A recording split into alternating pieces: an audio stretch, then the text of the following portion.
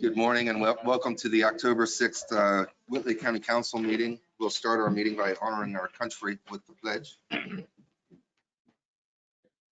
pledge allegiance to the flag of the United States of America and to the republic for which it stands, one nation, under God, indivisible, with liberty and justice for all.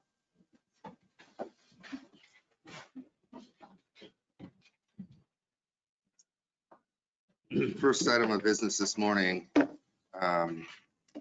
is not on the agenda, but the Personnel Committee met earlier late last month, and discussed pay for the elected officials and their chief deputies.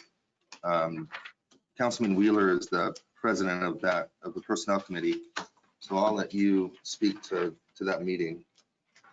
Okay, the Personnel Committee had met, and we have a recommendation to the council as far as moving forward.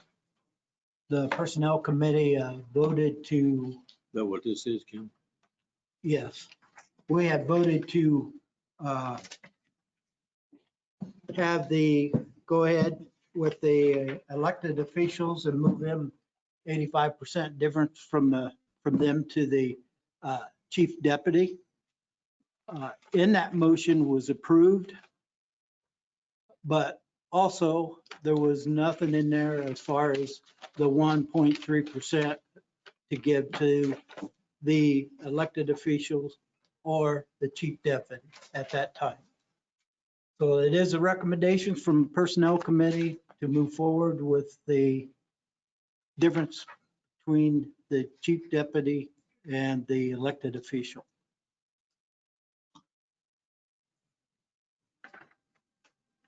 Is that a motion?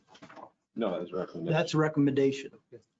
Well, I meant from you personally, not from. I'll make a motion that we approve the 85% difference. Was there a reason why you guys didn't discuss the 1.3 raise in there with that? We left that open for discussion here. Okay. With the rest of council. I'd second the motion and ask him if he would be willing to accept an amendment that we include the cost of living for those employees as well. You talk about chief deputies and the elected officials. I will do so. I'll amend it to where we also include the 1.3 for elected officials and the chief deputies, which just gets it back to where it should be.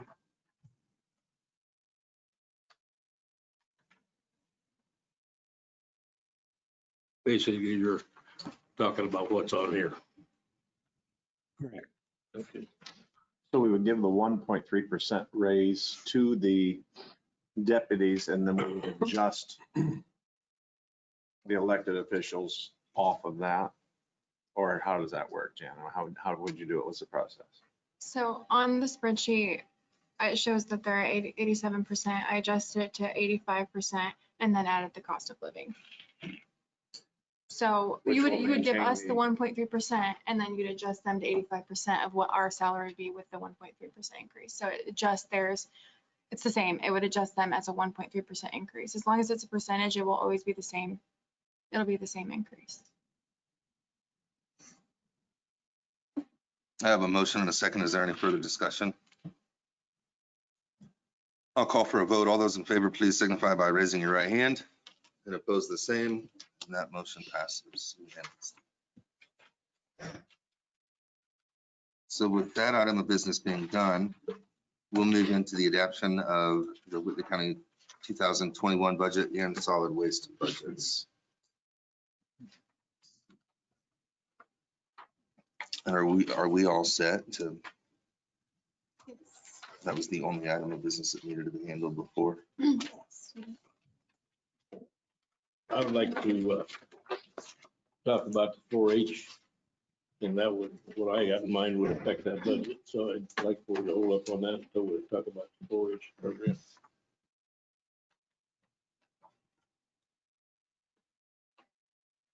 while I'm on the subject, I might as well complete it. We had a 1 cent tax rate for 4-H for years. For some reason or other, we changed that some years back, and they've been falling behind ever since. And I'd like to make a motion, we put them back to 1%, 1 cent on the tax rate.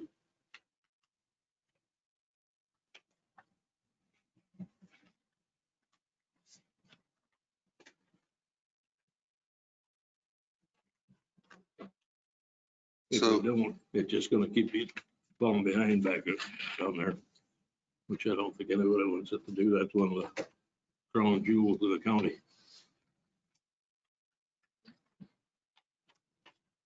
Yep, so I appreciate that, Councilman Overdeer.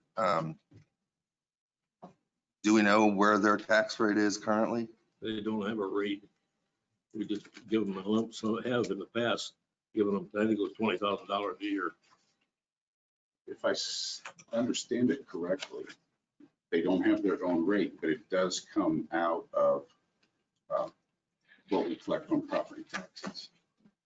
Yeah, Out of, I'm still unclear out of whose actual budget it comes out of, but it is based on property taxes. Okay, it doesn't come from anyone's budget. It comes from the property taxes that we collect. So my question is, what does it do to our total tax rate? Because we've already announced that. It's included in our tax, it is. The current is. Yes. But if we change it, we've already announced that to the public as to what the max is, right? But it's in the budget that you're about to adopt, yes. So where would that money go if it's not going to the 4-H if we make the change? County General? So there's about 6 different funds that the levy can be split amongst, okay? Which is, the levy is the property tax that the county collects, okay? So that's what I gave you guys, I think at your August meeting, was the max levy and the breakdown of what you could put and what you could give to each fund that we collect in property taxes. So that's the income that those funds are receiving. Plus there's other miscellaneous revenue that we receive as well that I have to account for when I put the budgets into Gateway. So yes, from before I was here, $20,000 has always been the levy for 4-H and for Council on Aging. And I don't know, again, if I'm guessing it was set way before my time, and it hasn't been changed since, but it's always been set by a levy, and then it gets given a rate per that levy. right. Okay. Does that make sense? Then if we change the levy, can you change the tax rate to make it match? If I change the levy, it will change the tax rate. Well, they told us at the last meeting, there we talked about it, that they were $40,000 to $50,000 short of being able to meet their budget. If we can't, I either would like to see that go to a 1 cent tax rate or 1 cent on the tax rate, which some way to be done because we used to do it, or we would give them a levy of $40,000.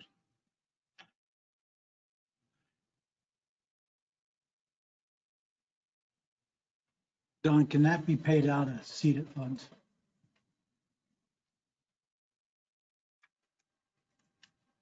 See why I couldn't. Do you feel that'd be a better way of handling it?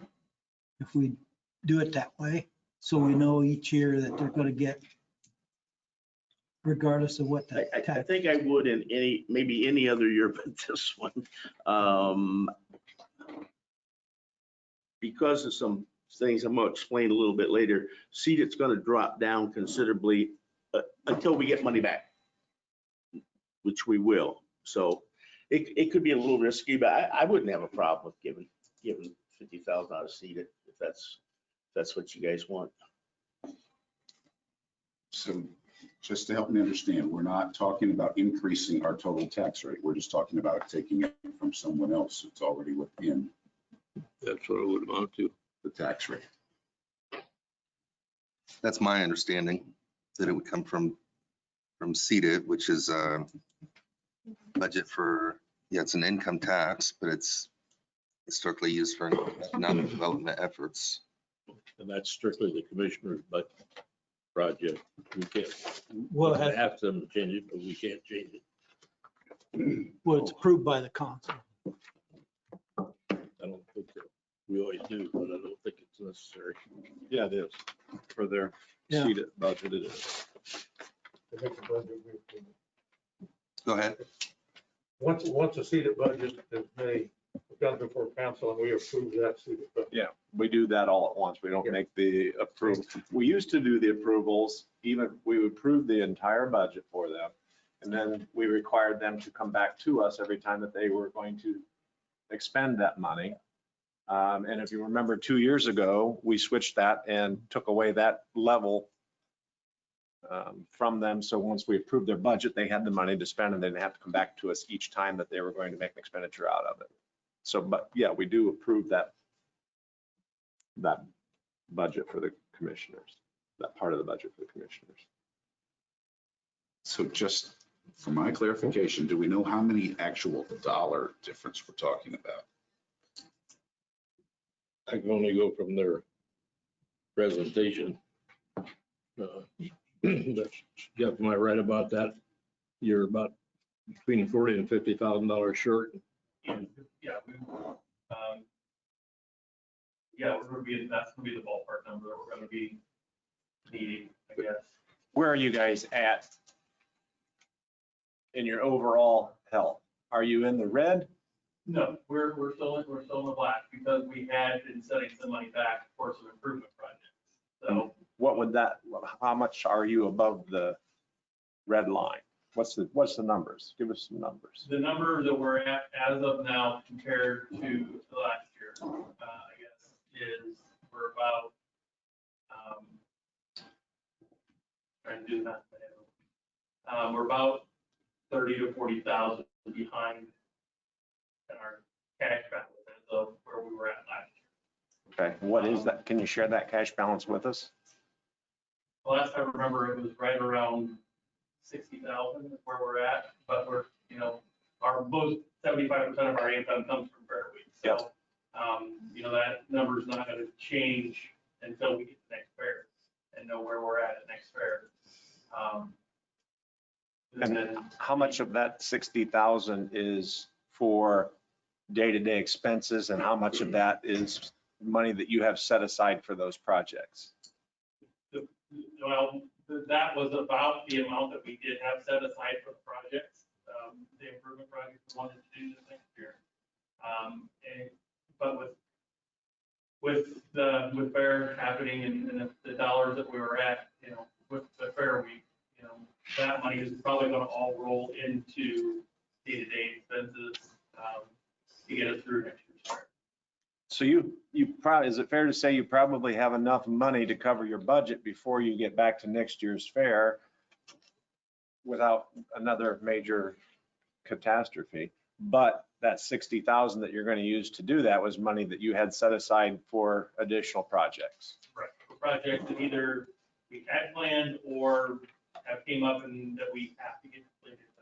There are a couple things that the health department that came through there, we have to get done before next year's fair. We have to redo some floors in the kitchen, in the 4-H center, that one has to get done. And then we ran across a major touch pointing issue on the main concession stand, especially on the south side, as exposed to the weather.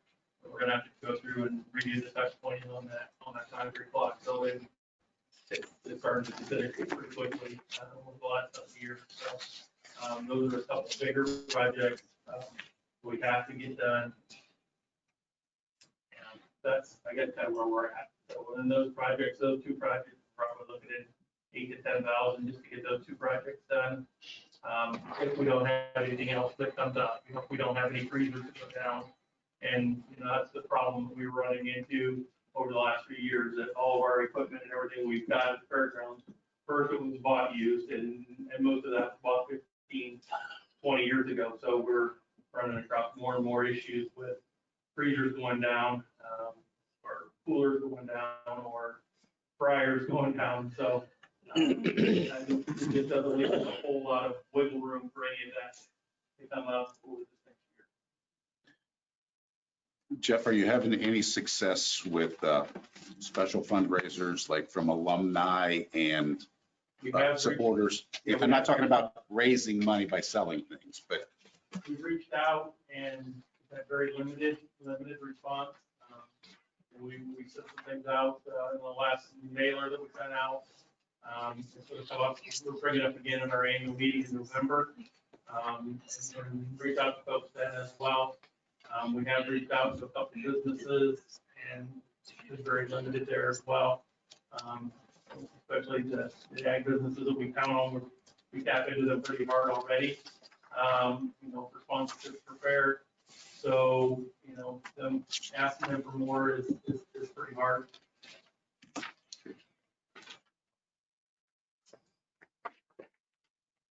another question. If we change the levy for next year, that still does not address their need right now, does it? We're talking about two different things here. We're talking about what they need right now, and the levy impacts the future as opposed to the current. True? I think that we should probably concentrate on looking at right now and not maybe adjusting the levy just yet and see how, this has really been an anomaly. Yeah. And I think that with the organization, the group that you guys have, you're going to recover with the next fair. Is that a fair, do you think that, or hopefully? We would like to hope so. The community and the community in general has been very supportive of the program over the years. I think the potential is there, as long as we can kind of get back on what we call normal again. Go ahead, Jim. I think what Bill was getting at, he had talked to me earlier, is, and one of my questions is going to see that on this. Yeah, Thor, I totally agree that they have a need right now. What has happened with that 4-H over the years continues to drop. And as Bill put it, it's one of our crown jewels. It's one of the most positive family-oriented projects in the county every year. And I think if we don't go with some type of penny, a half a penny or something, then every year you got to go to seed it and request it, and you're going to be exactly where you're at. If I remember back, when they took off the tax rate, it was at 60,000 for quite a while. And then it was dropped to 30,000, not to change. And then you see what those years that happened, if my memory serves right. So my only concern is if you go to seed it, which I don't believe seed it's supposed to be for operating money year after year after year, and you put it on some type of tax rate, then you solve that issue a little bit. Tim, I think you had a great question. What's a penny mean? How much is a penny on the tax rate? Yeah, I'm sorry. I appreciate that. That's a good question. But I was also asking exactly how much budget-wise were we talking about? And so we're talking about $40,000 approximately. So maybe, if whatever a penny is, maybe a half cent does it or something on the tax rate. And then it's set. And then they're comfortable because that fairground takes a lot of maintenance.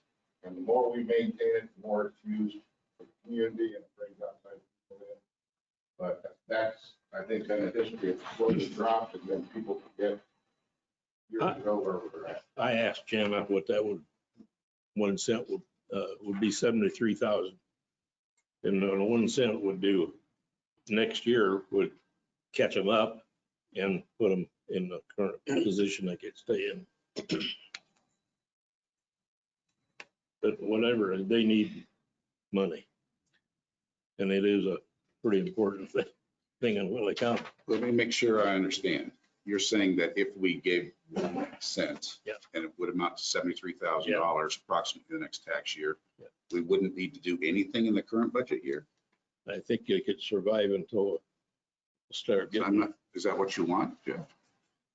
It's not really what you want, is it? I think that, I mean, long term, I think that we would definitely get us The biggest thing that we're really running into is all of the buildings on the fairgrounds, with the exception of the Ag Museum, the small animal barn, are 40 plus.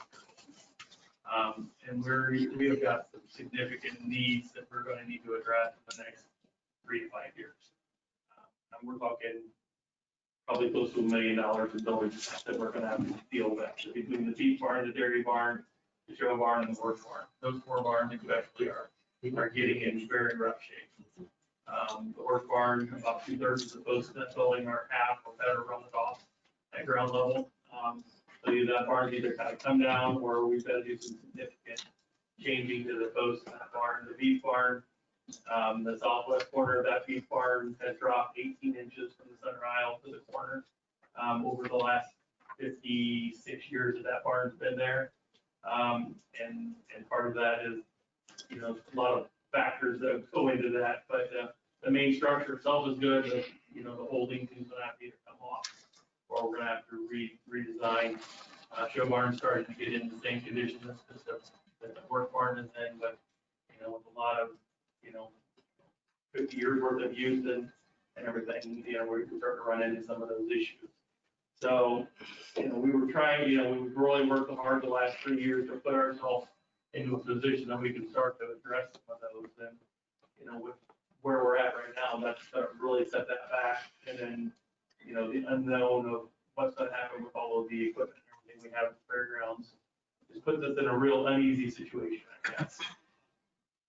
So I just wanted you to clarify that you still want help this year, even if. And when I think about it, we have done other quality of life things that we support. We support Wacoa, the senior center. We support our animal shelter. We did a quality of life individual or payments for the city's new water park. Those were out of seated in the past. I think we do need to make a direction for those quality of life issues going for the future and include 4-H in that whole type of category, but that does not address the current need. A change in the tax rate at this point would cause us to have to start the whole budget process over for 2021. There's not time to do that. So He's right. It's too late to add a penny, add a tenth, add a hundredth of a penny.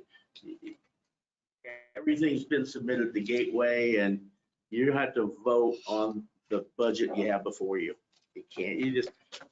For 2021, you cannot add anything right now. and this would maybe be a great project for the 2022 budget to revisit. But at this point, I think it'd be most appropriate to figure out a short-term solution for 4-H. I think probably sum of money from the general fund, what we have right now, I know we can do that. Well, if we were looking at just like we do with other organizations and saying, okay, we're going to make a donation to 4-H or allocate funds to 4-H for this special project. And this is essentially what you're asking for. You have operation funds. You're going to use your money that you've saved for that. So that would be appropriate to take that out of seated. Then I agree with Bill that for ongoing expenditures and expenses, it would not be appropriate, but for something, if we labeled it that way, which essentially what it is that we could do a 1-year Band-Aid out of seated, and then of course look at what the budget is going to do over the next year that we're not even real sure of with COVID and the backside of recovering from that. So I think it would be appropriate to look at in the next cycle as far as the budget, but maybe put a Band-Aid on it now. We could call it facilities improvements and updates. Make it a bit. But right now, we can give them a lump sum of money out of the general fund right now.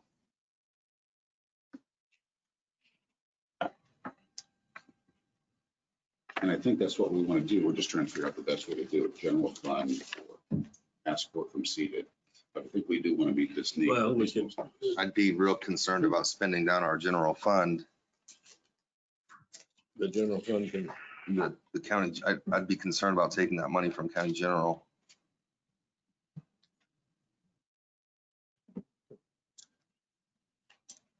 there Can a you take problem it out with of that, Jen? CETA? Can you take it out of CETA then? What dollar figure are you thinking? 40,000. And then if the commissioners put next year, if they give them money out of general fund, the 40,000 will get them pretty much caught up right now.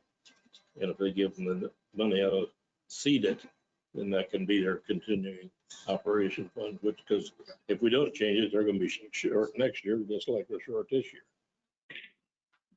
But at this point on it, there's a motion on the floor without a second. It's true. And my understanding is that it would be major problems changing the budget as it's written right now to go.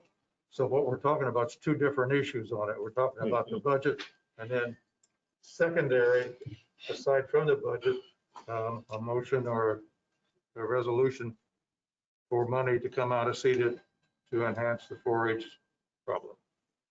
Is that correct? Who has the motion? Bill has the motion, but it was for a Yeah. percent and there's been no second, so you can call for a Yeah. second. I'll call for a second then on Bill's motion. Hearing none, that motion dies.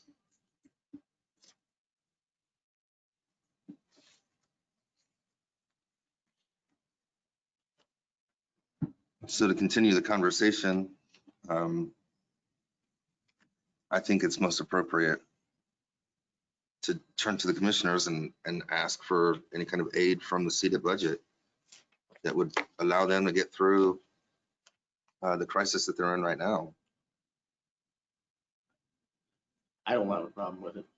We can do it. I think we have an onsite that Yeah. probably has enough money in it, so So you wouldn't have a problem with the 40,000? That would work? correct, yeah. And just staying with the purpose of seeded, we would expect them to operate out of their own funds and make building improvements. That out should of be the way. funds we give. Yeah, we sort of need something concrete to deal with. We don't want to give them operating money. So if they could use their operating money and then we do some of the repairs with the 40,000, I think it'd be a better way to go about it. That works with you, okay, Jeff? To handle it like that, that's the way we need to, it sounds like. I make a motion that we ask for 40,000 from the CETA plan from the commissioners. Yeah, favorable recommendation to this Yes, commissioner. Say, he made it. So Was that a second? Yeah. So I have a motion and a second. Is there any further discussion? I'll call for a vote. All those in favor, please signify by raising your right hand and oppose the same.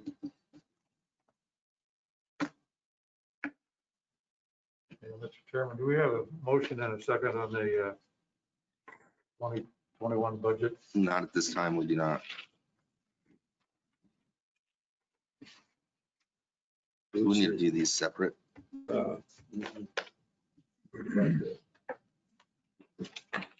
I'd entertain a motion, knowing that each ordinance or resolution number needs to come in a separate motion.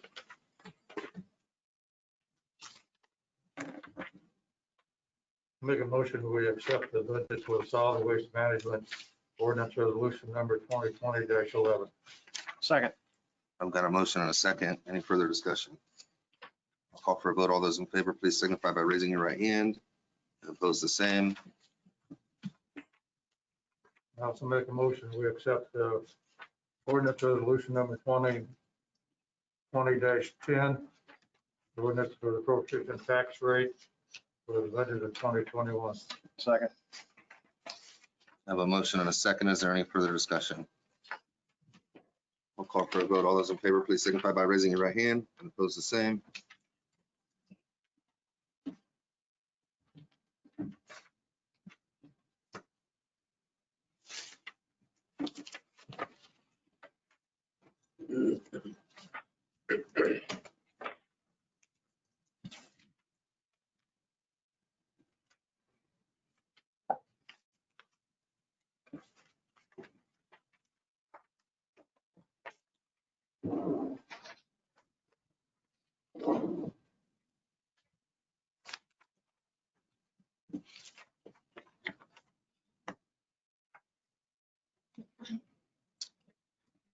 And then next item on the agenda, we'll move into the additional appropriation request from the prosecutor's office. Okay, and I am actually gonna speak to that for him.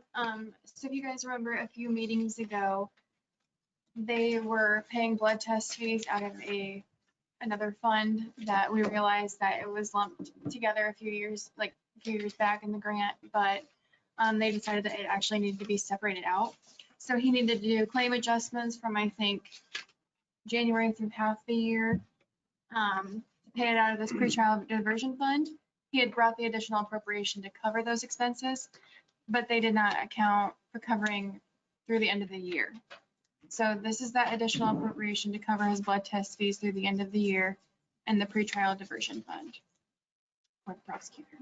Where's this money coming from? It's fees that they collect. Okay, so we're just Yeah. giving him permission to switch his money from one account to another. Just, yeah, giving him permission to, yeah. I make a motion that we approve the additional appropriation request for the prosecutor's office at the sum of $25,000. Second. I have a motion second. Any further discussion? All those in favor, please signify by raising the right hand. Opposed, the same.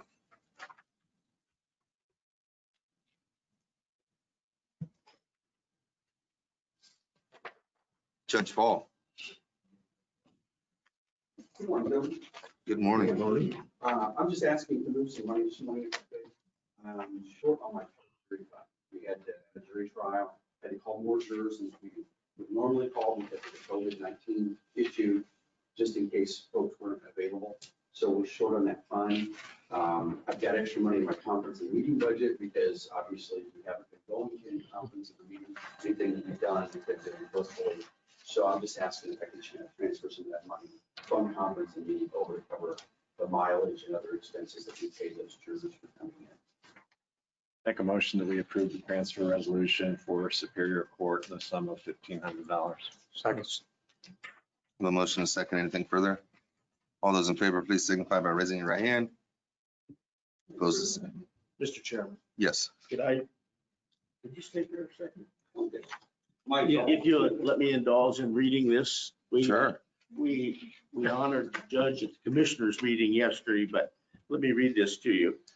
As of September 2020, the Indiana National Guard appointed its first military judge, Lieutenant Colonel Douglas Fahl. Military judges play many roles for service members. They preside in trials, interpret the law, assess the evidence presented, and control how the hearing and trials unfold in their courtrooms. There are military-specific crimes that do not fall under state law.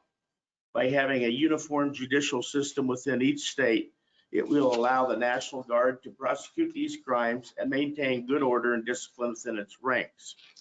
Brigadier General Dale Lyles endorsed Judge Fahl for the new role. I quote, Lieutenant Colonel Doug Fahl is the perfect candidate to be our state's first military judge, Lyles stated.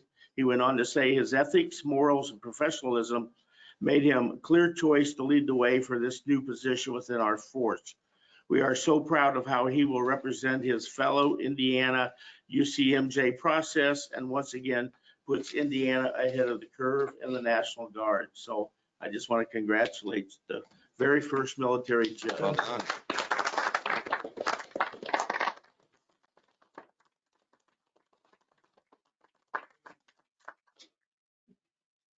Well, obviously, they don't know you. Let me go back to this before. Thank you so much. It's a little embarrassing, but what I told the commissioners there when there yesterday, I'll say to you as well. I think the biggest part of this is just my gratitude to all of you as well as the community and my constituents for supporting me in the National Guard. I have friends from other states that are in the Guard and they don't get that support. And everyone here has been so incredibly supportive of my military career, outside of my judge career. And so many folks that vote for me or support me are also doing the same. And I'm just extremely grateful to have that support. And thank you all for everything you've done to support me. I've had many requests over the years, and you've all stepped up to the plate and really helped me develop that career. So it's a tribute to you as well. So thank you all. Don just really good at making me watch. Thank you again for the appropriation and thank you again for the recognition. Thank you. Thank you. Next up is Cindy Doolittle. Is she here? Or She's right there. She hiding back there? Okay, there should be more transfer resolutions, and this is to do with my election budget. Right now on supplies, I'm running in the red, but it's because of the pandemic and all the additional things that I've needed for the election. Also, the election board, because we were having trouble getting poll workers, we had to give them a raise. So we did a lot of switching of money. So basically what these resolutions are about. I put some of the money out of conference monies because, everything's been virtual. So that's been a blessing there that I've had money to transfer.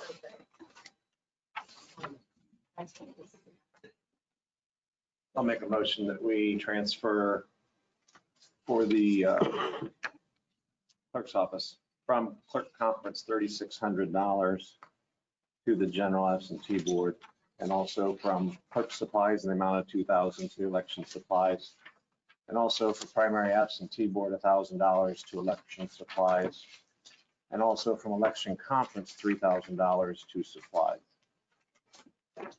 Second that motion. I have a motion and a second. Is there any further discussion? I'll call for a vote. All those in favor, please signify by raising your right hand, and opposed the same. Thank you.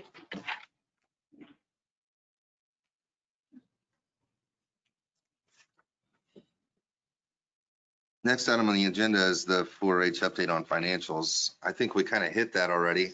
Is there anything else you'd like to add? I think, no, definitely appreciate the support of county council, county commissioners for the program. We, just as an FYI, we do have our fall festival this weekend. It's a car show, truck show, craft show, farm toy show, demolition derby, food vendors. We're also doing a hog roast that evening as another fundraiser. So if you guys are, if anyone's interested, just let me know. I can give you some additional information, but thanks for having a beautiful day on Saturday. Taking a lot of phone calls from all over, from Michigan and Ohio for demolition derby. I had a call yesterday from Benton Harbor, Michigan. The gentleman's gonna come down for the car show, so I think we're gonna have a nice turnout and be a good fundraiser for us for the day. So thank you very much and appreciate your support. Thank you. Commissioners report, You mind if I start out with some good news? please do. Now, before I give you these numbers, you need to understand, this is savings created by our own employees. Okay? Out of our trust fund, I'm talking health insurance now. We have saved to this point, and we have another month or two to go, so it'll be bigger. But we've saved the county, they've saved the county $462,767. We've been making payments out of the trust instead of depending on premiums. So I'm thrilled by, now, in a lot of the cases, and I think you all know, March, April, May, you couldn't go to the doctor. There was no place to go. So I understand that, and maybe that's kind of the bright spot of COVID. Nonetheless, though, I'm really proud of the employees for being cognizant. So in addition to saving $462,000, as of today, we have $505,000 still left in the trust fund. So that's a huge number, to be honest with you. Okay, we did honor Judge Fahl. We appreciated him coming. We did create an agreement. Any Okra grant funding has to come through the county, and we're looking for Okra grant to do an income survey in Coessie for the sewer district. So the agreement had to come from the county, and we made an agreement with Lori Shipman to do the income survey, but that money will be returned once the regional sewer district is up and running. Denise Spencer came over and talked to us about October is Domestic Violence Month. They had a proclamation reading last week at the gazebo.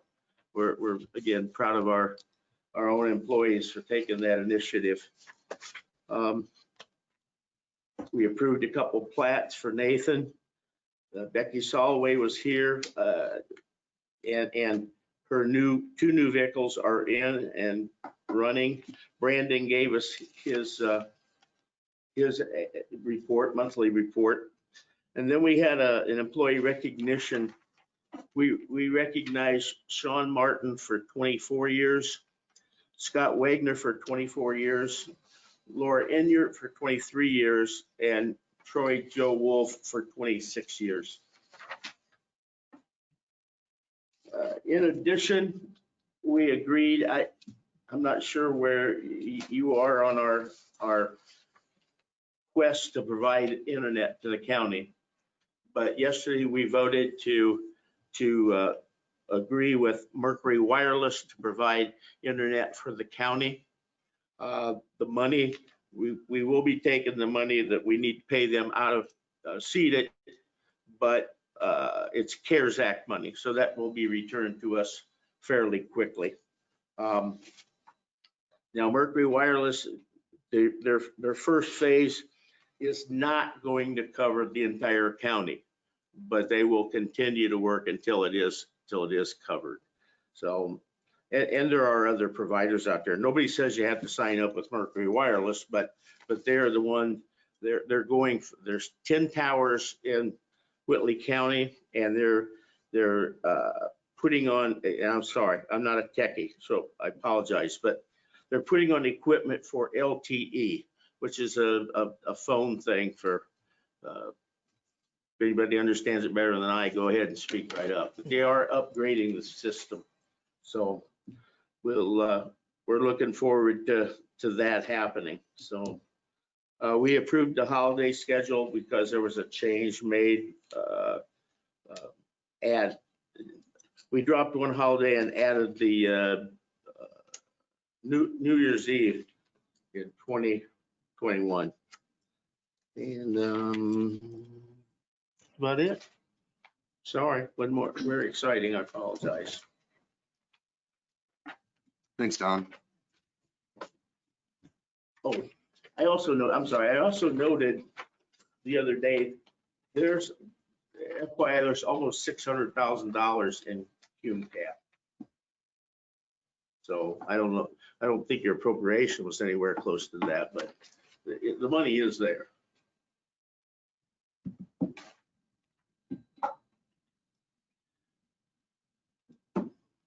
All right, last item on the agenda is meeting minutes.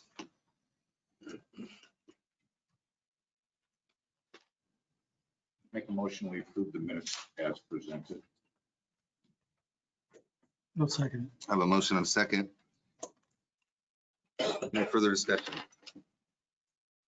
All those in favor, please signify by raising your right hand. Opposed, the same, and I abstain.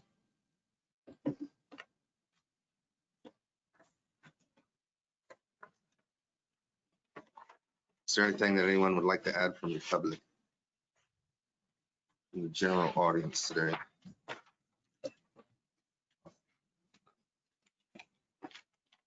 Councilman Barrett? I want to thank the Personnel Committee for their work in helping us in presenting the budget. Councilman Overdeer? No. Councilman Comfer? Nothing to add. Councilman Warner? No. Councilman Hodges? Do we want to address this month or push it back another month, the appointment to the ABC board? If there's a qualified person who you'd like to nominate, I would entertain a recommendation.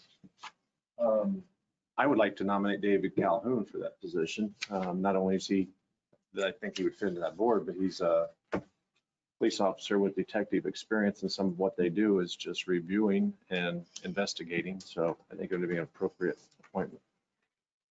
Who is it? David Calhoun. Who? Lives in the county down in Tunker. and is a member of the Columbia City Police Department, but he has to, he's filling a position by Trey Inslee, who was also on the department, was in that capacity as far as those credentials. I would second that motion. Nomination. So I have a motion and a second. Can you give me the guy's name one more time? David Calhoun.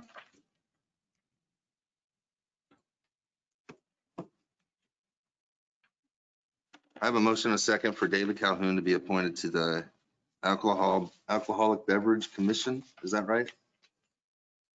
Something like that. Yes. All those in favor, please signify by raising your right hand. Opposed, the same. And David Calhoun will be our representative, our nomination. Councilman Wheeler, I have nothing. do you have anything else? I'll adjourn the meeting.